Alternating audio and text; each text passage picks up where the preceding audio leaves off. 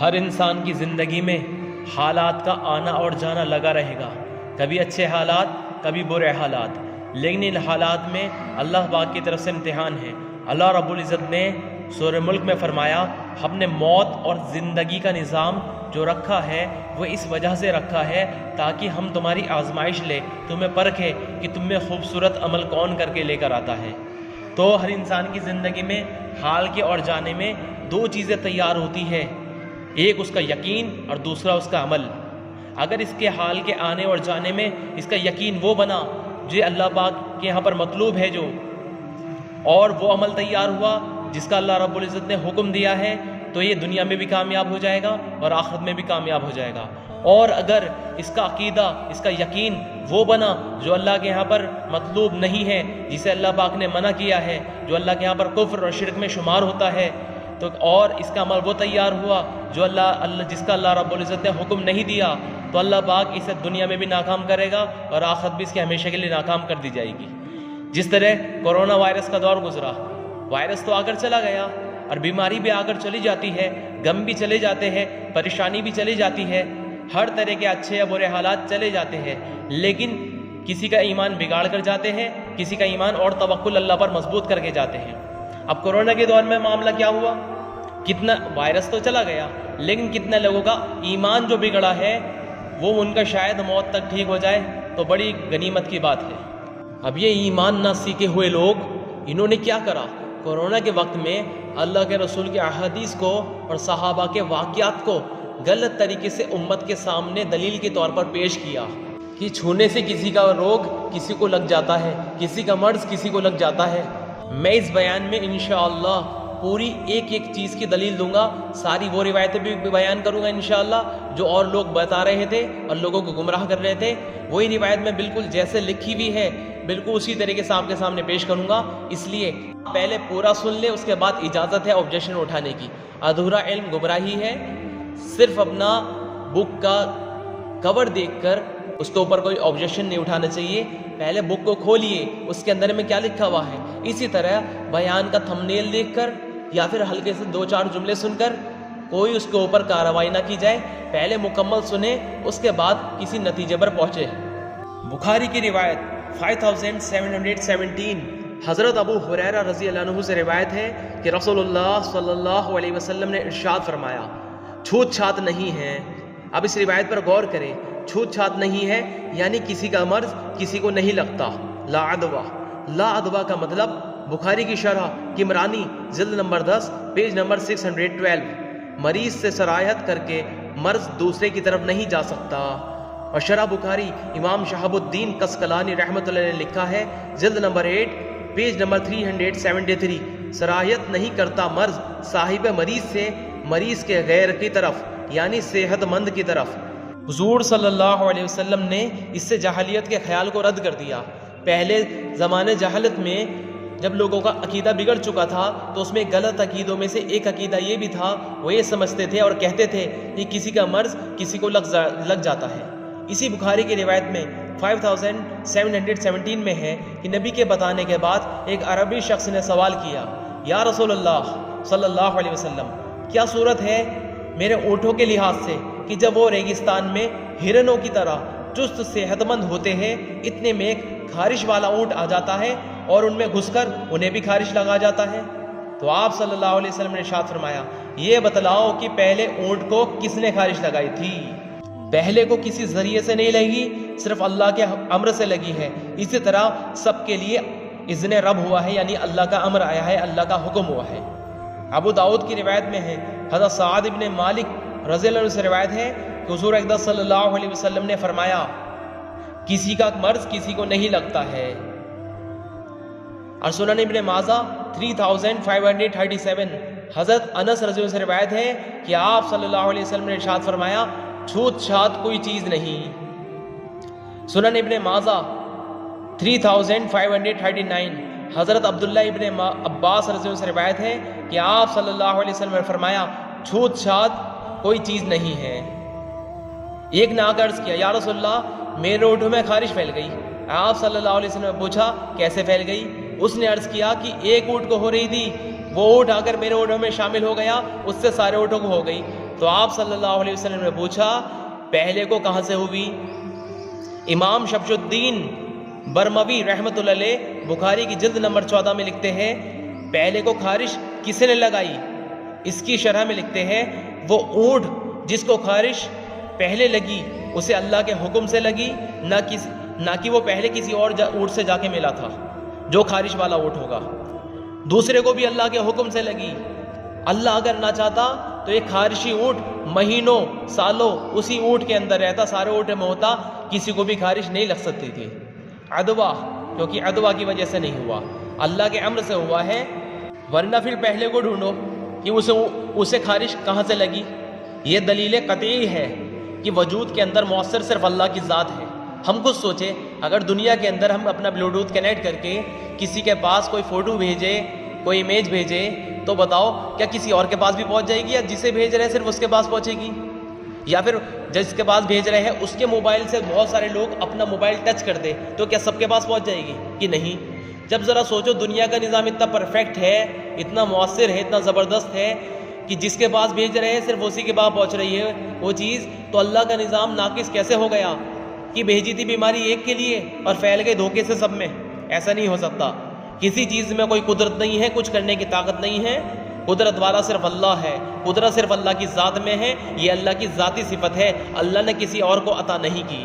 ابن ماجہ 3546 حضرت عبداللہ ابن عمر رضی اللہ عنہ کہتے ہیں کہ ام المومنین حضرت ام سلمہ رضی اللہ عنہ نے رسول اللہ صلی اللہ علیہ وسلم سے کہا یا رسول اللہ صلی اللہ علیہ وسلم آپ کو زہر آلود گوشت کی وجہ سے، یہ وہ گوشت تھا جو ایک یہودن عورت نے آپ کو گوشت کے اندر میں بکری کے گوشت میں زہر ملا کے دے دیا تھا، تو انہوں نے کیا عرض کیا یا رسول اللہ کہ آپ کو زہر آلود گوشت کی وجہ سے جو کہ آپ کو کھلایا گیا تھا کیا اس کی وجہ سے ہر سال تکلیف ہوتی ہے؟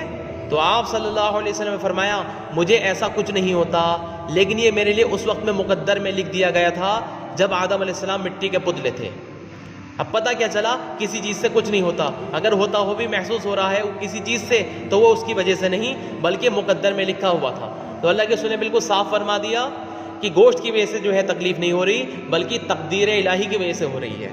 حضرت ابن عباس رضی اللہ عنہ کو آپ صلی اللہ علیہ وسلم نے بہت ساری نصیحتیں کی، اس میں یہ بھی تھا کہ یقین مان اگر تمام لوگ تجھے کچھ نفع پہنچانے پر اتفاق کر لے تو اسی قدر نفع پہنچے گا جو اللہ نے تیرے لیے مقدر میں لکھ دیا، اور اگر سارے مل کر نقصان پہنچانے پر تجھے اتفاق کر لے تو اسی قدر نقصان پہنچے گا جو تیرے لیے لکھا ہوا ہے۔ تو پتہ کیا چلا کسی چیز سے جو نفع نقصان پہنچتا ہوا جو ہمیں محسوس ہو رہا ہے وہ اس کی وجہ سے نہیں بلکہ تقدیر کی وجہ سے ہو رہا ہے، مقدر میں لکھا ہوا ہے۔ اب آپ دیکھیے اتنی ساری روایت میں نے اللہ کے رسول کی آپ کے سامنے پیش کر دی ہے۔ اب ایمان کس چیز کا نام ہے؟ نبی کی خبر کے مقابلے میں تمام لوگوں کی خبروں کو جھٹلا دو، اپنی آنکھوں دیکھے ہوئے تجربوں کو جھٹلا دو، اپنی آنکھوں دیکھے محسوس کی ہوئی چیزوں کو ختم کر دو۔ صحابہ اکرام کے جیسا ایمان لانے کا حکم ہے کہ ایسا ایمان لے کر آؤ جیسے صحابہ لے کر آئے تھے۔ صحابہ اکرام کیا کرتے تھے؟ نبی کی خبر کے مقابلے میں اپنے تجربوں کو چھوڑ دیتے تھے، لوگوں کی باتوں کو رد کر دیتے تھے، چاہے وہ بات بتانے والے کوئی اور سے صحابی کیوں نہ ہو۔ جیسا ابو دردہ رضی اللہ عنہ کے واقعے میں لوگوں نے آگے خبر دی ابو دردہ مکان میں آگ لگ گئی، مکان جل گیا، لیکن کیا فرما دیا تھا کہ سارا شہر جل سکتا ہے، ابو دردہ کا مکان میں آگ نہیں لگ سکتی۔ کیوں؟ سب سے بڑے سچے کی خبر ہے، حالانکہ بتانے والے بھی سچے لوگ تھے، یا تو صحابی ہوگے یا پھر تابعی ہوگے، لیکن سب سے بڑے سچے کی خبر ہے جناب محمد مصطفیٰ صلی اللہ علیہ وسلم کی، ان کی بات کے مقابلے میں سب کی بات کو رد کر دیا جائے گا، اسی کا نام ایمان ہے۔ ابو جہل نکلا، یہ کہتا ہوا ایک شخص یہ کہہ رہا ہے کہ میں ایک ہی رات میں آسمانوں کا سفر کر کے آ گیا، بیت المقدس اور آسمانوں کا سفر اللہ سے ملاقات بھی کر کے آ گیا، بھلا ایسے کیسے ہو جائے گا؟ تو حضرت ابو بکر صدیق نے کیا پوچھا تھا؟ یہ بتاؤ کس نے کہا ہے؟ اگر محمد صلی اللہ علیہ وسلم نے کہا ہے تو سچ ہے، کوئی اور بول رہا ہے تو جھوٹ ہے۔ تو نبی کی خبر پہ تو ایسا یقین کرنا پڑے گا، اور اگر نہیں کر رہے تو کیونکہ نبی کی بات تو اللہ کی بات ہوتی ہے، اگر نبی کی بات کے مقابلے میں کسی اور کی بات مان لیا، یعنی اللہ کی بات کے مقابلے میں کسی اور کی بات مان لی، تو قرآن میں ہے کہ انہوں نے اللہ کے بجائے اپنے علماء اور درویشوں کو اپنا رب بنا لیا، اور مسیح بن مریم کو بھی، یہ سورہ توبہ میں اللہ نے فرمایا۔ تو حضرت عدی بن حاتم رضی اللہ عنہ جو کہ پہلے عیسائی تھے بعد میں صحابی بن گئے، صحابی بننے کے بعد انہوں نے اللہ کے رسول سے عرض کیا، سوال پوچھا، یا رسول اللہ پاک نے قرآن میں یہ شکایت کیوں کری کہ ہم نے اپنے علماء مشائخ کو اپنا رب بنا لیا، حالانکہ جب ہم عیسائی تھے تب بھی اللہ ہی کو اپنا رب مانتے تھے؟ تو ہمارے نبی نے فرمایا جس کا مفہوم یہ ہے یہ بتاؤ جب یہ تمہارے علماء مشائخ حلال کو حرام اور حرام کو حلال کر کے تمہیں بتا رہے تھے، جائز کو ناجائز اور ناجائز کو جائز کر کے تمہیں بتا رہے تھے، تم ان کی بات مان لیتے تھے کہ جی مان لیتے تھے؟ پھر تو تم نے ان کو اپنا رب بنا رکھا تھا۔ تو جو شخص بھی اللہ کی بات کے مقابلے میں کسی اور کی بات مان کر چل رہا ہے، اس نے اللہ کے علاوہ اس کو اپنا رب بنا لیا۔ اب یہ دین کی بات کے اندر یہ ملاوٹ کر رہے تھے، یہ لوگ جھوٹ کو سچ میں ملا رہے تھے، سچ کو جھوٹ میں ملا رہے تھے۔ تو اب اللہ پاک نے ان کی بات کو رد کر دیا کہ انہوں نے اللہ کے علاوہ انہیں اپنا رب بنا لیا۔ اب ہم دیکھیں ہم لوگوں نے کس کی بات مانی، بلکہ ہم نبی کی بات سے ان کی بات پروف کر رہے تھے، غیروں کی بات۔ ایمان نہ سیکھے ہوئے لوگ، ایمان سے خالی لوگ نبی کی بات کو سمجھ ہی نہیں سکتے، اور دین میں عقل کا کوئی دخل نہیں ہے، دین میں عقل کا کوئی دخل نہیں ہے۔ اگر یہ عقل کا دخل ہوتا تو حضرت علی رضی فرماتے ہیں کہ چمڑے کے موضوع پر جو مسح ہوتا ہے وہ نیچے کی طرف سے کرنے کا حکم ہوتا ہے، اوپر سے نہیں، کیونکہ عقل میں آنے والی بات ہے ہی نہیں۔ مٹی تو نیچے کی سائڈ لگ رہی ہے، لیکن وہاں پر انگلی پھرائی جاتی ہے اوپر کی سائڈ۔ لوگ کہہ رہے تھے احتیاط بھی تو ضروری ہے، احتیاط بھی تو ضروری ہے۔ ارے بھائی، نبی کی بات کے مقابلے میں احتیاط منافقین کرتے ہیں۔ احتیاط کا مطلب کیا ہے؟ پہلے احتیاط کا مطلب جانیے۔ احتیاط کس کو کہتے ہیں؟ جس چیز کے بارے میں ہمیں پتہ نہ ہو اس چیز سے احتیاط برتی جائے گی۔ جیسے مثال کے طور پر کوئی ایسا جانور، کوئی ایسا زہریلا کیڑا سامنے آ گیا جس کے بارے میں ہمیں نالج نہ ہو، پتہ نہ ہو، تو اس سے تو احتیاط برتی جائے گی، پتہ نہیں پھنکار نہ ہو، پھاڑ نہ دے، ڈس نہ لے، کاٹ نہ لے۔ لیکن اگر ہمیں پتہ ہے پہلے سے ہی اس کے بارے میں تو ہم کوئی ڈریں گے، کوئی احتیاط برتیں گے۔ مثال کے طور پہ بکری کا بچہ بھاگا بارہ، سب کہتے ہیں ارے بھاگو بھاگو، احتیاط بھی ضروری ہے، یہ کہیں پھاڑ نہ دے۔ لوگ کہیں گے تو بیوقوف ہے، بکری کا بچہ بھلا پھاڑ دے گا؟ تیرا پاس عقل ہے کچھ ہے یا نہیں؟ اب بتائیے، جب نبی نے پہلے ہی بتا دیا کوئی مرض کسی کو نہیں لگ سکتا، اب کتنا بھی بڑا ڈاکٹر، جاہل ڈاکٹر، اور کتنا بھی بڑا یہ مفتی اپنے آپ کو مانے جانے والا، لوگوں کے میں حضرت مشہور ہونے والا ہے، کتنے بھی نبی کی بات کے مقابلے کوئی بات کرے، سب کی بات کو ہم رد کر دیں گے۔ ابن ماجہ کی روایت 3542، حضرت جابر رضی اللہ عنہ سے روایت ہے کہ اللہ کے رسول صلی اللہ علیہ وسلم نے کوڑی کا ہاتھ پکڑ کر اسے اپنے ساتھ پیالے میں رکھ کر فرمایا، اللہ پر اعتماد اور بھروسہ کر کے کھاؤ۔ اور تقویۃ الایمان پیج نمبر 100 پر ہے، یعنی ہمارا اعتماد و توکل اللہ پر ہے، وہ جسے چاہے بیمار کر دے اور جسے چاہے تندرست کر دے۔ ہم کسی کے ساتھ کھانے سے پرہیز نہیں کرتے اور بیماری کے لگ جانے کو نہیں مانتے۔ اب بتائیے، نبی تو کہہ رہے ہیں توکل یہ چیز ہے، اور آج کے لوگ ایمان نہ سیکھے ہوئے یوں کہہ رہے تھے بھائی توکل اس کا نام نہیں ہے کہ خلے اللہ پہ بھروسہ کر لو، کچھ بھی کرنا بھی ضروری ہے، یہ بھی ضروری۔ یہ توکل کا خلاصہ میں پہلے بیان میں کر چکا ہوں، جس نے نہ سنا ہو وہ پورا بیان سن لے، اب اس روایت میں بھی غور کر لے۔ اللہ کے رسول خود کوڑی کے مریض کا ہاتھ پکڑ کے اپنی پلیٹ پہ کیا کہہ رہے، رکھ کے کہ اللہ پر توکل کر کے کھاؤ، اور ہم کہتے ہیں کہ نہیں اس کا نام توکل نہیں ہے۔ ابن بطال باب الجسام، امام طحاوی پیج نمبر 352 اور جلد نمبر 9، اس میں کیا لکھتے ہیں؟ رسول پاک کا مجذوم کو اپنے ساتھ بٹھا کر اللہ کے رسول نے کھانا کھلایا، اور یہی آگے صحابہ کرام نے سنت زندہ کری ہے اسی کی۔ پیج نمبر 410 جلد نمبر 9 میں ہے، قبیلہ ثقیف کا ایک وفد آیا تو حضرت ابو بکر صدیق کا دور تھا، تو انہوں نے سب کے لیے کھانا لگوایا، سب لوگوں نے کھانا کھایا، بس ایک شخص جسے جذام کی بیماری تھی اس نے وہ سائیڈ میں ہو گیا۔ تو حضرت ابو بکر صدیق نے اس سے پوچھا بھائی کیا ہوا؟ وہ کہنے لگا حضرت مجھے جذام کی بیماری ہے۔ تو یوں کہا میرے ساتھ بیٹھ کے کھا، سرکار دو عالم صلی اللہ علیہ وسلم کی ایک سنت زندہ ہوگی۔ اسی طرح حضرت عمر رضی اللہ عنہ نے ایک زخمی کا ہاتھ کھانے کی دیگچی میں چمچے کی طرح چلا دیا تھا، اس کے بعد کھانا سب کو اس میں سے کھلایا۔ اور ان کے بیٹے حضرت عبداللہ ابن عمر رضی اللہ عنہ نے ایک کوڑی کو دیکھا کہ اس کے ہاتھ میں سے خون نکل رہا ہے کوڑ کی وجہ سے، تو اسی کے ساتھ بیٹھ کر کھانا شروع کر دیا۔ لوگوں نے عرض کیا کہ اس کے ساتھ نہ کھائیے ورنہ آپ کو بھی کوڑ ہو جائے گا۔ تو انہوں نے کیا فرمایا؟ اللہ کا امر کوڑ ہونے کا اس کے لیے آیا ہے، میرے لیے نہیں۔ اگر میرے رب نے میرے لیے بھی فیصلہ کر دیا ہے کوڑ ہونے کا تو میں اس کے ساتھ نہ بھی کھاؤں گا تب بھی مجھے کوڑ ہوئے گا، اور اسی کے ساتھ بیٹھ کر کھایا۔ اب ہم غور کریں، اتنے بڑے بڑے 3 صحابی سنت پر عمل کرنے کی وجہ سے، جو سب سے زیادہ سنت کے عمل کرنے والے تھے، یہ ان کے ساتھ کھا رہے، کیوں؟ نبی کی سنت زندہ ہوگی۔ اگر اللہ کے رسول منع کرتے، مریض سے پرہیز کرنے کی بات بتاتے، تو یہ کبھی بھی نبی کی بات کے خلاف نہیں کر سکتے تھے۔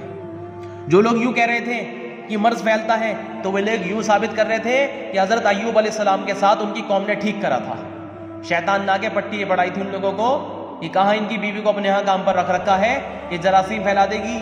تو لوگوں نے جس کے گھر پر کام کرنے جا رہی تھی ان کی بیماری کی حالت میں، تو لوگوں نے منع کر دیا ہمارے یہاں مت آؤ۔ حتیٰ کہ پھر شیطان نے اور پٹی بڑھائی کہ وہ تمہاری بستی میں رہ رہا ہے ایوب، وہ سب جگہ بیماری پھیلا دے گا۔ تو لوگوں نے انہیں کسی چادر میں لپیٹ کر باہر شہر کے باہر کوڑی پہ پھینک کر آئے۔ اب بتائیے، تو ہم لوگ یہ غلط عقیدے والی قوم کی طرح بالکل صحیح سوچ رہے ہیں کہ ان لوگوں نے صحیح کرا۔ پھر جو لوگ یہ مانتے ہیں کہ مرض لگ جاتا ہے، مرض پھیل جاتا ہے، تو وہ لوگ یہ ثابت کر رہے ہیں کہ ایوب علیہ السلام کے ساتھ نعوذ باللہ ان لوگوں نے ٹھیک کرا ہے۔ مسند امام احمد ابن حنبل، معصم کبیر اور درجنوں کتابوں میں یہ روایت درج ہے۔ مسند ابن احمد ابن حنبل جلد نمبر 6 حدیث نمبر 7905، جب ملک شام میں طاعون کا مرض آیا تو حضرت عمرو بن عاص رضی اللہ عنہ نے لوگوں سے خطاب کیا، یہ طاعون ایک عذاب ہے، پھیل جاؤ یعنی الگ الگ ہو جاؤ ان وادیوں میں، یعنی شہروں سے نکل جاؤ۔ تو یہ بات حضرت شرحبیل بن حسنہ رضی اللہ عنہ تک پہنچ گئی۔ تو یہ بات سن کر انہیں اتنا غصہ آ گیا اور اتنا جلد دوڑے کہ چادر بھی نہیں سنبھالی، چادر پیچھے کھینچتے ہوئے نظر آ رہے تھے۔ یہ کیا کہہ دیا انہوں نے، شاید کہ یاد نہ رہا ہو۔ جوتے اتارے ہوئے تھے اور ہاتھ میں پکڑ رکھے تھے اور چادر پیچھے لٹکی ہوئی ہے، دوڑ کر وہاں پہنچے۔ فرمایا میں بھی صحابی رسول ہوں، یعنی میں اللہ کے رسول کا صحابی ہوں، میں نے آپ کی صحبت اختیار کی ہے، لیکن یہ بات نہیں ہے جو تم کہہ رہے ہو۔ اے عمر سنو، یہ طاعون رحمت ہے تمہارے رب کی، اور یہ تمہارے نبی صلی اللہ علیہ وسلم کی دعا کا نتیجہ ہے، اور پہلی امتوں میں جو رب کے ولی ہوتے تھے رب انہیں طاعون عطا فرماتا تھا۔ مسند احمد حدیث نمبر 17906 میں یہ بھی ہے کہ جتنے گھروں سے نکلے ہوئے ہو سارے آ جاؤ، واپس اکٹھا ہو جاؤ، منتشر نہ ہو، یہ رحمت ہے تمہارے رب کی اور دعا ہے تمہارے نبی صلی اللہ علیہ وسلم کی۔ حضرت عمرو بن عاص رضی اللہ عنہ نے اس کے بعد فرمایا سچ کہا انہوں نے، میری بات غلط تھی۔ سب واپس آئے اور اکٹھے ہو گئے۔ یہ روایت طبرانی معجم کبیر جلد نمبر 7 پیج نمبر 305 اور حدیث نمبر 7209 اور 7210 میں بھی ہے۔ بخاری کی جلد نمبر 27 التوضیح للشراح جامع صحیح سراج الدین ابن ملقم شرح پیج نمبر 466، حضرت عمرو بن عاص رضی اللہ عنہ نے کہا پہاڑوں کی چوٹیوں پر چلے جاؤ، وادیوں گھاٹیوں میں چلے جاؤ، یعنی آبادی میں نہ رہو۔ اس پر حضرت معاذ ابن جبل رضی اللہ عنہ نے کہا کیوں انہیں الگ کر رہے ہو، یہ تو شہادت بھی ہے، رحمت بھی ہے، اور تمہارے نبی صلی اللہ علیہ وسلم کی دعا بھی ہے۔ کنج بھاگ 4 پیج 325، حیثمی بھاگ 2 پیج 312 اور حاکم بھاگ 1 پیج 276، حولیہ بھاگ 1 پیج نمبر 240۔ حضرت عبد الرحمن بن غنم رحمۃ اللہ علیہ کہتے ہیں شام دیش میں پلیگ کی مہاماری پھیل گئی تو حضرت عمرو بن عاص رضی اللہ عنہ نے فرمایا یہ پلیگ تو عذاب ہے، اس لیے تم لوگ اس سے بھاگ کر گھاٹیوں میں چلے جاؤ۔ یہ بات حضرت شرحبیل بن حسنہ رضی اللہ عنہ کو پہنچی تو انہیں غصہ آ گیا اور فرمایا حضرت عمرو بن عاص غلط کہتے ہیں، میں تو شروع زمانے میں مسلمان ہو کر حضور صلی اللہ علیہ وسلم کی صحبت اختیار کر چکا تھا، اور ان دنوں حضرت عمرو بن عاص رضی اللہ عنہ تو اپنے گھر والوں کے اونٹ سے زیادہ گمراہ تھے، یعنی کافر تھے۔ یہ پلیگ تو تمہارے نبی کی دعا ہے، کیونکہ حضور صلی اللہ علیہ وسلم نے دعا مانگی کہ میری امت کو نیزوں کے ذریعے بھی اور اپنے راستے کی شہادت نصیب فرما اور پلیگ کے ذریعے بھی۔ تو یہ تمہارے نبی صلی اللہ علیہ وسلم کی دعا ہے اور تمہارے رب کی رحمت بھی ہے، اور تم سے پہلے جو نیک لوگ تھے یہ ان کے وفات کا ذریعہ بھی ہے۔ تو یہ والی بات جب حضرت معاذ ابن جبل کو پہنچی تو انہوں نے فرمایا، انہوں نے دعا کی اے اللہ اس پلیگ کی بیماری میں سے معاذ کی اولاد کو بھی بڑا حصہ نصیب فرما۔ چنانچہ ان کی 2 بیٹیاں اسی بیماری میں انتقال ہو کر گئی اور ان کے بیٹے حضرت عبد الرحمن کو بھی پلیگ ہو گیا۔ تو حضرت عبد الرحمن نے کہا یہ سچی بات آپ کے رب کی جانب سے ہے، اس لیے آپ شک کرنے والوں میں سے ہرگز نہ بنے۔ تو حضرت معاذ نے فرمایا تم مجھے انشاءاللہ صبر کرنے والوں میں سے پاؤ گے۔ حضرت معاذ رضی اللہ عنہ کو ہتھیلی کی پیٹھ پر پلیگ کا دانہ نکل آیا تو فرمانے لگے یہ دانہ مجھے لال اونٹوں سے بھی زیادہ محبوب ہے۔ اب دیکھو ان کے بیٹے حضرت عبد الرحمن نے کیا کہہ دیا کہ آپ شک کرنے والوں میں سے نہ رہیے، یہ رب کی جانب سے ہے۔ بہت سارے لوگ تو شک کر سکتے تھے تو ان کی بات کو رد کر دیا انہوں نے پہلے ہی۔ کیا شک کر سکتے تھے کہ کہیں اس کی وجہ سے ہو گیا، اس کی وجہ سے ہو گیا، تو کیا کہہ دیا انہوں نے نہیں، رب کی جانب سے ہے۔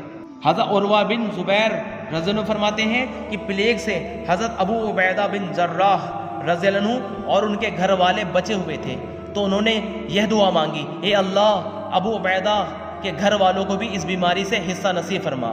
چنانچہ حضرت ابو عبیدہ رضی اللہ عنہ کی چھوٹی انگلی میں پلیگ کی پھنسی نکل گئی تو وہ اسے دیکھنے لگے۔ کسی نے کہا یہ چھوٹی سی ہے، کچھ بھی نہیں ہے، تو فرمایا مجھے اللہ کی ذات سے امید ہے کہ وہ اس پھنسی میں برکت نصیب فرمائے، اور جب اللہ تھوڑی چیز میں برکت ڈالتا ہے تو وہ زیادہ ہو جاتی ہے۔ یہ ہیثمی بھاگ 2 پیج نمبر 311 میں ہے۔ اب ہم سوچیں ان روایتوں کو بھی جاہل لوگ غلط طریقوں سے پیش کر رہے تھے ان والی روایتوں کہ دیکھو الگ الگ ہونے کو کہا ہے، ادھورا پیش کر رہے تھے، روایت ادھوری۔ اب دیکھو میں نے مکمل روایت تمہارے سامنے سنائی، پوری روایت آپ کو سامنے آ گئی ہوگی، ورنہ ہمارے سامنے صرف کورونا کے وقت میں یہ روایت پیش کری جا رہی تھی کہ دیکھو الگ الگ کرنے کا صحابہ نے حکم دے دیا تھا، حالانکہ دیکھو جوائن ہونے کا بھی حکم دے دیا تھا، ایک ساتھ رہنے کا بھی حکم دیا تھا۔ مسلم کی روایت ہے اور صحیح بخاری حدیث نمبر 5728، باب تعاون۔ حضرت سعد رضی اللہ عنہ روایت کرتے ہیں کہ نبی کریم صلی اللہ علیہ وسلم نے فرمایا جب تم سن لو کسی زمین میں تعاون ہے تو اس میں داخل نہ ہو، اور جب کسی زمین میں تعاون ہو جائے اور تم وہیں موجود ہو تو مت نکلو اس سرزمین سے۔ اب اس روایت کو بھی لوگ بنیاد بنا کر روک رہے تھے لوگوں کو، نہیں مسجد مت جاؤ اور سب الگ الگ ہو جاؤ، دیکھو نبی نے بھی روکا ہے۔ حالانکہ یہ بات ایسے نہیں ہے جیسے ہمیں سمجھ میں آ رہی ہے۔ کسی بات کو اپنی عقل سے نہ سمجھے، بلکہ پہلے جیسے اسے بتایا گیا ہے، صحابہ نے اسے جیسے سمجھا ہے ویسے ہی سمجھائی جائے۔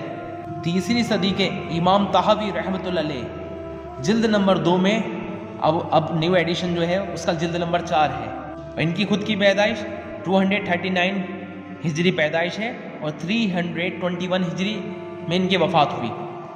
باب کون سا ہے؟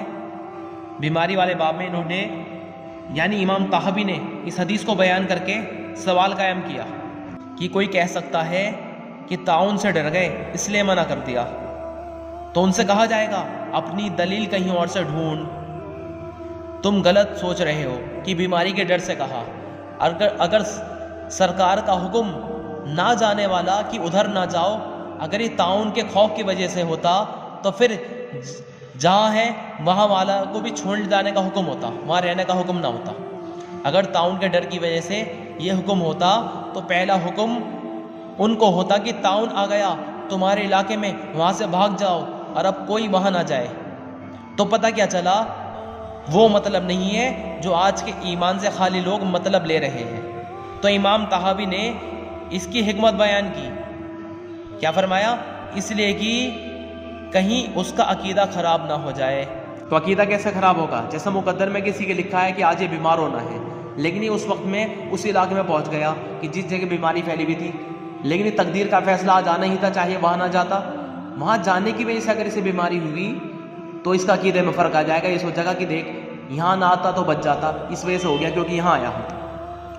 اور ان والوں کو لوگوں کو جس جگہ بیماری پھیل گئی وہاں سے کہیں اور جانے کو منع اس لیے کرا، مثال کے طور پر کہیں پر بیماری آنی اللہ کی طرف سے آج طے ہے، اب ایک بیماری والا آدمی ادھر پہنچ گیا تو لوگ کہیں گے دیکھ اس نے پھیلا دی، تو عقیدے میں فرق آ جائے گا۔ تو اللہ کے رسول ہر اس چیز کو منع کر دیا کرتے تھے، اور صحابہ اکرام بھی، جس سے لوگوں کا ایمان میں فرق آنے کا اندیشہ ہو۔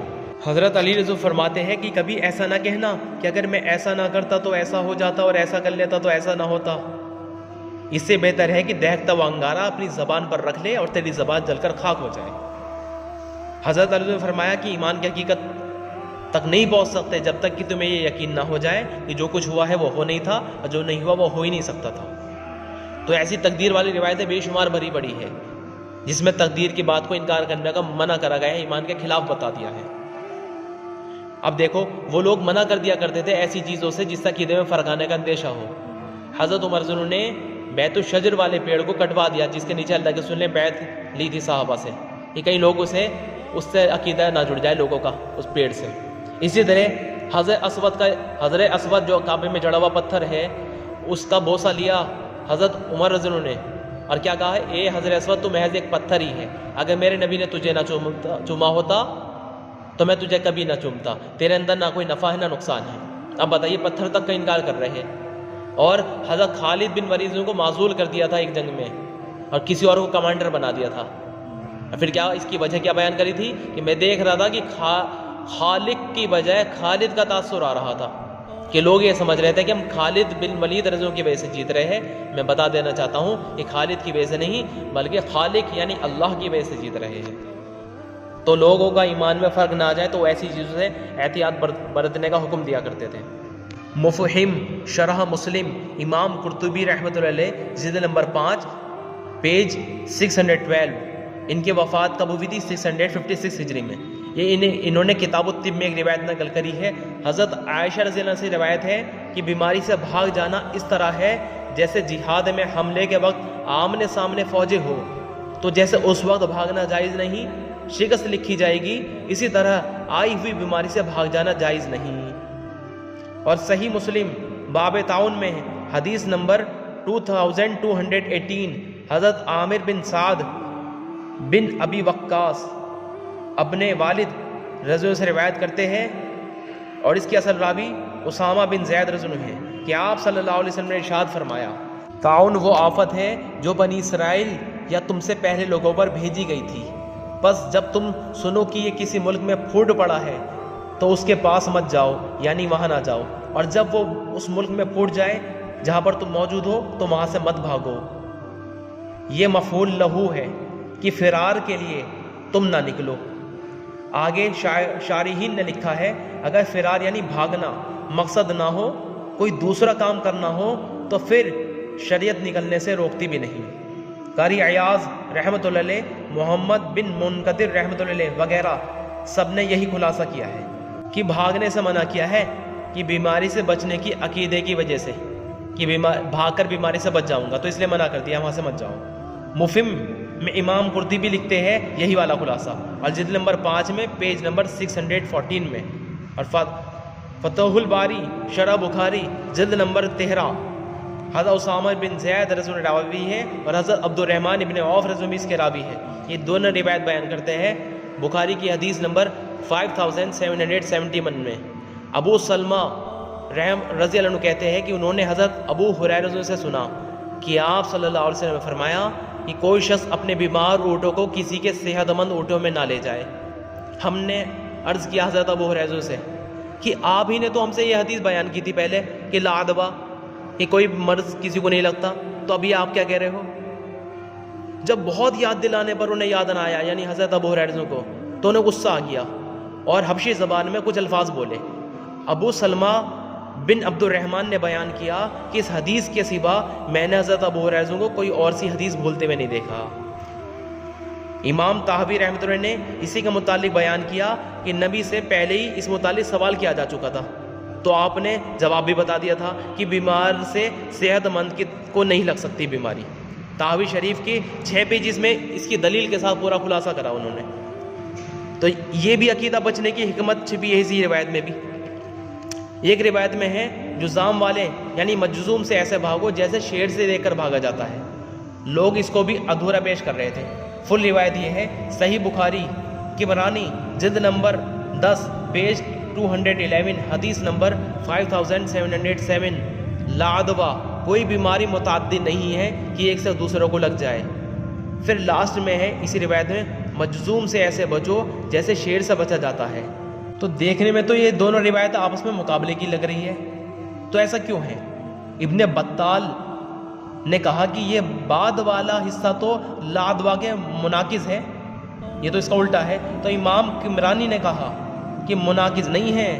امام خطابی کے حوالے سے بتایا کہ یہ جو جزام ہوتا ہے نا اس کی بدبو بڑی آتی ہے، تو یہاں مقصد یہ نہیں تھا کہ یہ بیماری لگ جائے گی بلکہ یا آپس میں بیٹھنے والوں کو کوئی تنگی اور پریشانی نہ ہو جائے، اس لیے اس کی بدبو سے تم پریشان نہ ہو جاؤ، تو اس لیے فرمایا کہ اس سے الگ ہو جاؤ.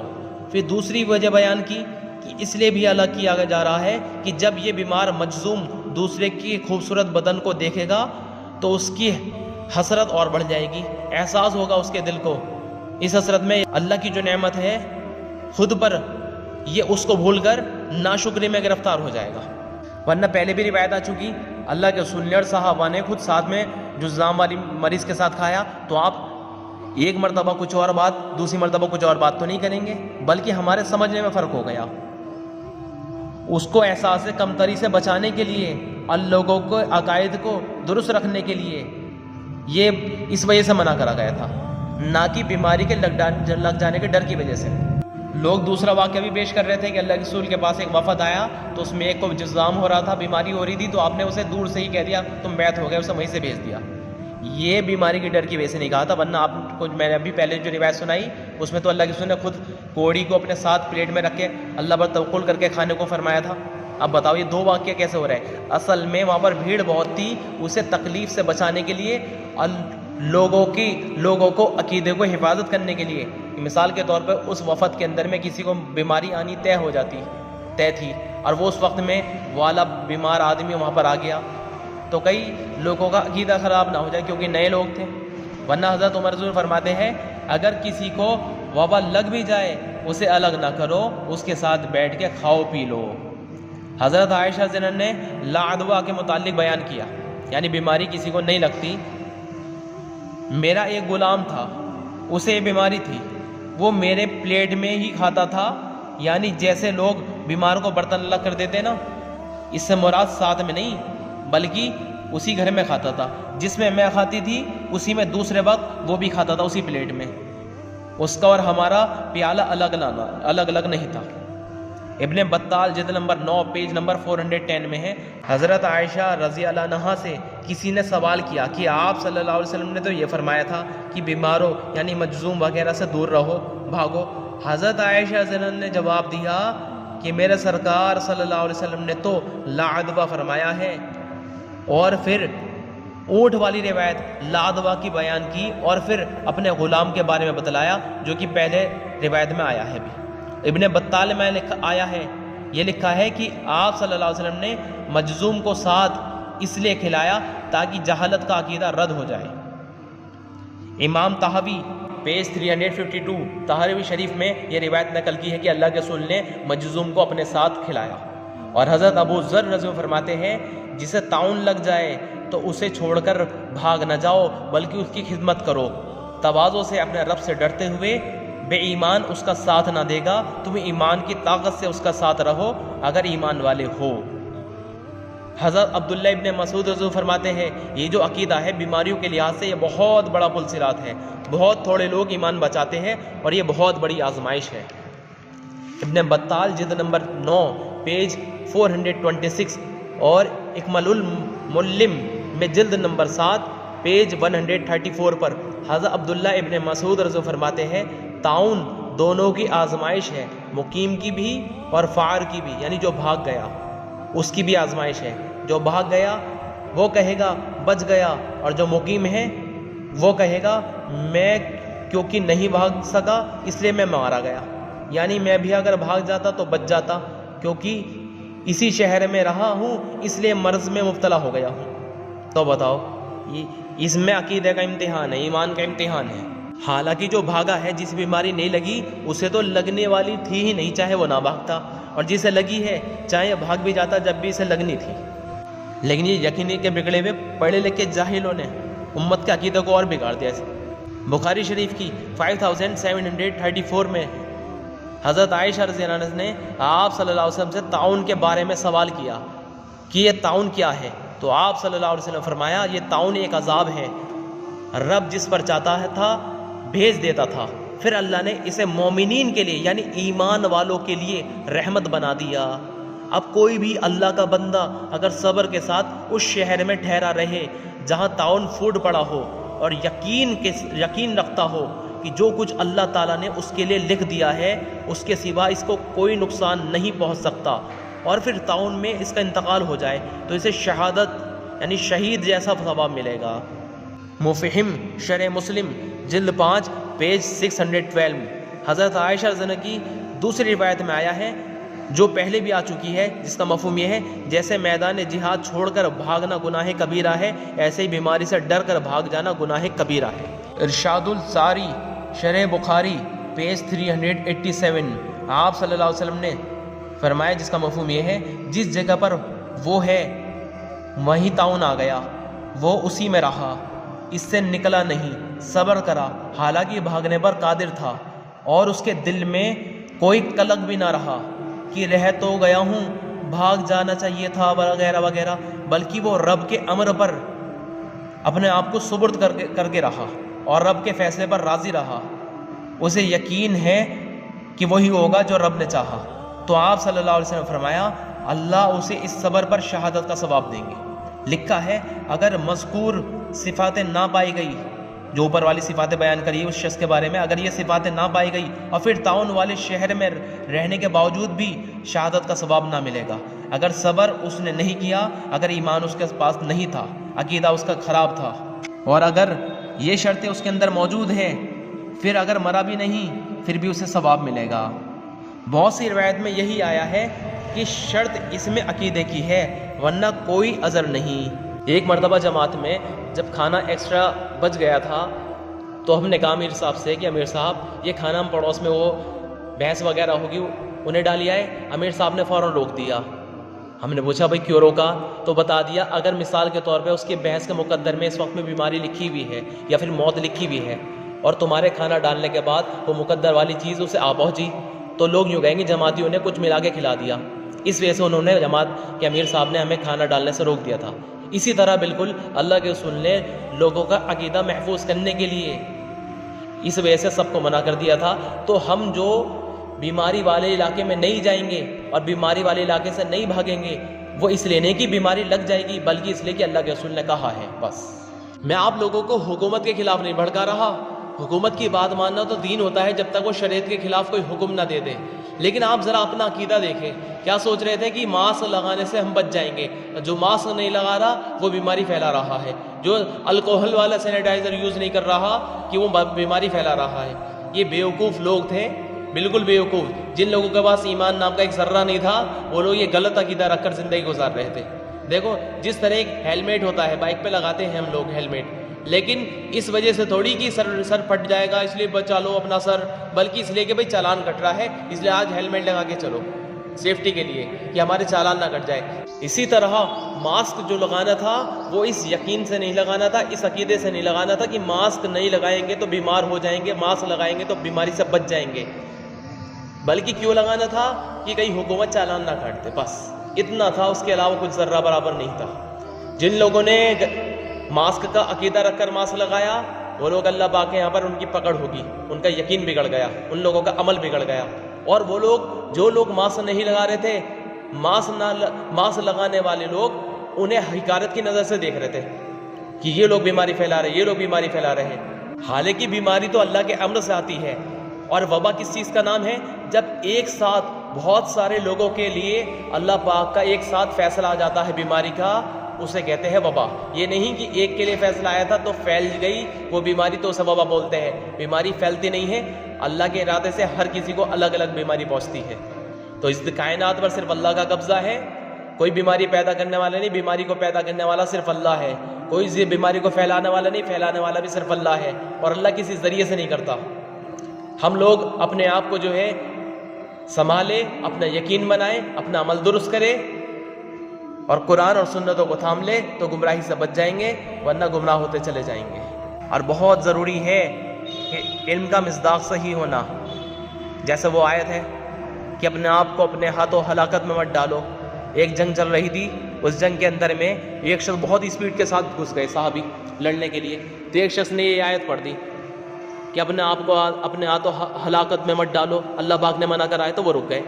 تو حضرت ابو ایوب انصاری کو غصہ آ گیا، یوں کہا یہ تو نے غلط جگہ فٹ کری ہے آیت، یہ آیت اس جگہ کی نہیں ہے، بلکہ ہم انصار کے بارے میں نازل ہوئی تھی آیت۔ ہم نے جب اللہ کے رسول سے معاہدہ کرا تھا کہ ہم آپ کا ساتھ دیں گے آخر تک، تو بعد میں جب ہم نے آخر تک ساتھ دیا اور دیکھا اسلام سب جگہ پھیل گیا، تو سوچا 6 مہینے کی مہلت مانگ لے، یہ 6 مہینے تک ہجرت نہیں کریں گے، مقام پر رہ کر محنت کرتے رہیں گے۔ تو کیا ہوا؟ اللہ تعالیٰ نے قرآن کی آیت نازل کر دی تھی، اپنے آپ کو اپنے ہاتھوں ہلاکت میں مت ڈالو۔ اب بتاؤ، آیت تو اس جگہ کی اور کوئی اسے کہیں اور فٹ کرے تو یہ مصداق غلط رہے گا۔ اب جیسے لوگ اذان میں بھی الا صلوا فی رحالکم، کورونا کے وقت میں اذان میں شامل کر لیا تھا، اور کسی نے صلوا فی بیوتکم کہ اپنے گھروں میں نماز پڑھ لو۔ یہ اذان کا الفاظ اس جگہ کا تھا ہی نہیں بیماری کے متعلق۔ کس جگہ کا تھا؟ مدینہ میں بارش ہو رہی تھی بہت تیز، تو حضرت بلال نے اذان دی تو آپ صلی اللہ علیہ وسلم فرمائے بلال اعلان کرو الا صلوا فی رحالکم، لوگوں نماز اپنے گھروں میں پڑھو، مسجد مت آؤ۔ آپ نے ایک موقع پہ فرمایا اذب تلتن نعال فی الصلاۃ فی الرحال، جب پاؤں بھیگنا شروع ہو جائے تو پھر نماز اپنے گھروں میں پڑھی جائے۔ حضرت ابن عباس نے اپنے مؤذن کو ایک دفعہ بارش کے دن کہا اشہد ان محمد رسول اللہ کے بعد حی علی الصلاۃ یعنی نماز کی طرف آؤ نہ کہنا، بلکہ یہ کہنا صلوا فی بیوتکم اپنے گھروں میں ہی نماز پڑھ لو۔ لوگوں نے اس بات پر تعجب کیا تو آپ نے فرمایا کہ اسی طرح مجھ سے بہتر انسان آپ صلی اللہ علیہ وسلم نے کیا تھا، بے شک جمعہ فرض ہے اور میں مکروہ جانتا ہوں کہ تمہیں گھروں سے باہر نکال کر مٹی اور کیچڑ پھسلن میں چلاؤں۔ اب دیکھو، ابھی ایمان نہ سیکھے ہوئے جاہل لوگ اس والے الفاظوں کو اذان میں شامل کر کر نماز سے روک رہے تھے کورونا کے دور میں، حالانکہ یہ بارش کے متعلق بات تھی، کیونکہ وہ مسجد نبوی کچی تھی۔ ایک مرتبہ اللہ کے رسول نے جب سجدہ کرا تو آپ کے پیشانی مبارک پر گارا بھی لگ گیا تھا۔ سوچئے تو ہمارے یہاں پر تو پکی سڑک ہے بالکل، اور بتاؤ کس جگہ کی بات کس جگہ فٹ کر کے لوگوں کو روک رہے تھے۔ کچھ لوگوں نے اس والی بات کو عربی میں اور اس کا ترجمہ کے ساتھ پیپر پہ پرنٹ کروا کر مسجدوں کی دیواروں پر لگا رکھا تھا۔ بہرحال بہت ساری باتیں ایسی ہیں جو غلط چل رہی ہیں معاشرے کے اندر میں، اس لیے بے حد ضروری ہے ایمان سیکھا جائے، اللہ سے اپنا تعلق مضبوط کیا جائے، پھر اللہ خود براہ راست ہمیں ہر چیز سمجھائے گا، اور اللہ کے رسول آپ جناب محمد مصطفیٰ صلی اللہ علیہ وسلم کے ذریعے سے اللہ پاک ہماری خوابوں میں بھی رہبری فرمائے گا انشاءاللہ۔ اور جس شخص کو میرا یہ بیان سمجھنے میں دشواری ہو رہی ہے وہ پچھلی پرانی 8 کلپ سن لے، اور خاص طور سے بیماری کے متعلق جو بیان کرا تھا دوائی اور بیماری کے متعلق، اس کے اندر ساری دلیل سے ساری روایتیں بیان کر دی گئی ہے، اسے بھی مکمل سنیں خاص طور سے۔